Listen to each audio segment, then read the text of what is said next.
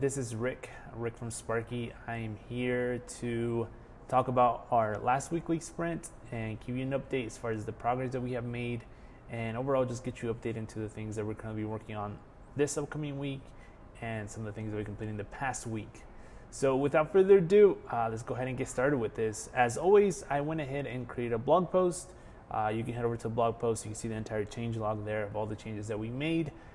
We'll go ahead and attach this blog post to this video, and this email will be all here, so you're welcome to go check that out and review some of these things in more detail. All right, so I'm going to include that in the email, so make sure you go ahead and check out the blog post. I'm just going to go through it here real quick, then we'll go into the demo and I'll show you some of the progress that we have made.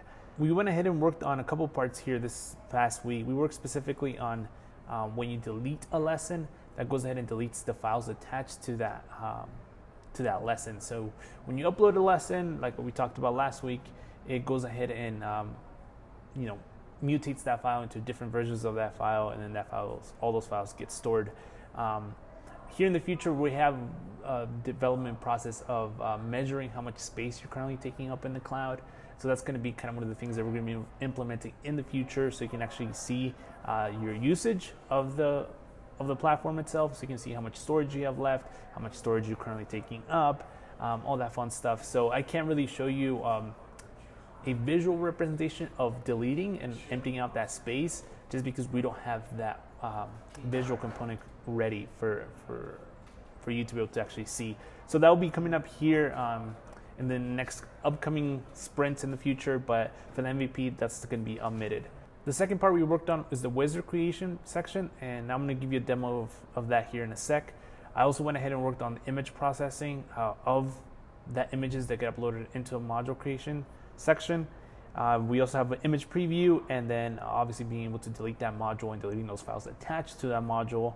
And then I removed a featured image switch on the settings page. So let's go over to the demo and I'll show you how that looks. Here we are. I'm going to be creating a new module here and show you this little demo. So I'm going to go to add a module. I'm going to give it a title, getting started. I'm going to go ahead and publish it now, and I'm going to click on next. Now we have this new featured image dialog where you can actually upload your image, and then that image is going to go ahead and get processed by Sparkki, allowing you to be able to reference that image in different locations, like your sales page, your course section, and the admin panel here to see the actual preview of it. So those are the three locations for now. Maybe in the future we'll add in different resizing for different sections, but those are the three main ones right now. So it's sales page, course inside the course, and then finally the one for the preview. So I'm going to go ahead and upload an image here. I have this featured image here. I'm going to go ahead and upload that one, and it goes ahead and uploads it. It tells me that the image was completed, uploaded, and then we added it to the module here itself. So if I see here, you see here the featured image is currently being processed, because that processing is taking that image, we're converting it into a JPEG, and that JPEG is used to preview the image, just because you can upload different kinds of formats. You can upload TIFFs, you can upload PNGs, you can upload PSD files, you can upload all different types of files, and we need to be able to convert those into a preview format like JPEG, and then actually be able to actually preview that image. We also keep the original one just for reference, just in case if we need to resize it anytime in the future. We keep the original one for reference, we convert it to a JPEG, and then we downscale it depending on where it's going to be displayed. If it's going to be displayed on the module section for the students, it'll be cropped, and it starts cropping from the center out, and then that's the one that the students get, and I'll show you that one here in a sec. Let me just refresh here, make sure that image went ahead and finished. There it is, it finished. So if I click on this little icon for the image, you'll see here there's the image that we went ahead and transcoded to a JPEG, and this is the one you're actually seeing here. And this is the highest resolutions that we can convert from that original image to be able to show you this one here. Now, if we come over here into settings, you'll see here that we have that first module that we created, and the images are not the same. So if you come back over here, click on this image, you see how this image, we can see the hand, we can see the pen.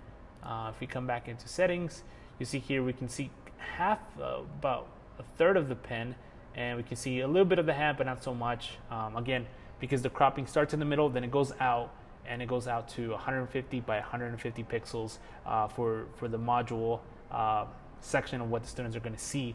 So that's how the cropping is happening there. And this is a web file, so it's a format called WebP file, and that format allows us to be able to deliver a pretty crisp image, but at the same time not being able to push down megabytes down the wire. So it's a very scaled, compressed version of the image, and this is a compression algorithm that Google uses. So I'm pretty confident with us using it as well, just so we can deliver the highest speed that we can for your students. And that's one of the formats that we're using for the images. So again, it goes 350 by 350. My apologies, I said 150 by 150. Actually goes 350 by 350. And then the JPEG format, which we talked about. And then the state management. So when your image is being processed, and once it's done processing, that change of the state happens, so you can actually preview it. Then I also went ahead and created the wizard, which I showed you already. So add a module, this little wizard here, just that's new for the module section. And then image preview, showed you that one, and then module deletion, I'll show you that here in a sec, and then remove featured images and switch on settings. So before we had a featured image, and we had no description. So in this new version, we have a description, and the reason why we need a module description is because when you have your sales page, you're going to have that description get pulled from this description here. So when your students are looking at your sales page for your course, that description is going to get pulled from this description of this module, and so will the title, and so will the featured image. And probably for that specific image, we're going to resize to a different size, probably like 32 by 32 for that preview of the module itself. So lots of different places for breaking down that original image into different locations, and that's kind of one of the big parts that we worked on. And I think the last one here before I go, it's going to be deleting it. So let's add another one here just so we have another one to play with. So more advanced content, and I'm gonna publish that one, and I'm gonna upload, and I'm gonna upload a second image. Now this is actually a screenshot. If you can see here, the name says screenshot space 2018-05-14 at space 10.0. So there's like dots and dashes and uppercase and lowercase. So we're gonna go ahead and upload this one. This file is pretty challenging to upload, so we're gonna go ahead and upload it here. It says the module was created and the image was added as well. So we'll do a little refresh here, see if the image processing went ahead and finished. The image processing is a lot faster for images than videos. It only takes seconds, not minutes like a video does. But let's see. If we click on here, we should get that preview. We do. And if we open this image, let's save this image. I'm going to just save it. And you can see here the name that it's saving. It's saving screenshot, blah, blah, blah, at 10. And here's that default prefix that we add into it just to make sure that it's an actual JPEG. And you can see here the format is JPEG because, again, I uploaded originally a PNG, but I'm getting back a JPEG, again, because we need to convert it into a standardized format that is compliant for all of our ability to be able to move that image into different sizes, different locations, all that fun stuff. So we're going with JPEG. Maybe in the future we'll add different support to be able to manipulate the original file that gets uploaded. But for now, JPEG, I think that's fine enough. I think it's good enough for us for now, and maybe later we'll go down a different path. When you delete it, so let's delete this one. It's going to ask you, are you sure you want to delete this module? I'm going to click delete. That goes ahead and removes the file. It removes all those versions of those files that we scaled up and scaled down, and it pretty much opens up that storage once again for you to be able to use. And like I mentioned a little bit earlier, we're going to be hopefully adding a section where you'll be able to see all your usage of how much space you're currently using, how much space you currently have available, and overall your usage of the entire platform, just so you can actually visually see how much the platform is getting used. Again, that's probably going to be post MVP, but for now, we're really thinking about how we can add that functionality so you can see how much space you have available left in the cloud. All right, so let's see if I missed anything.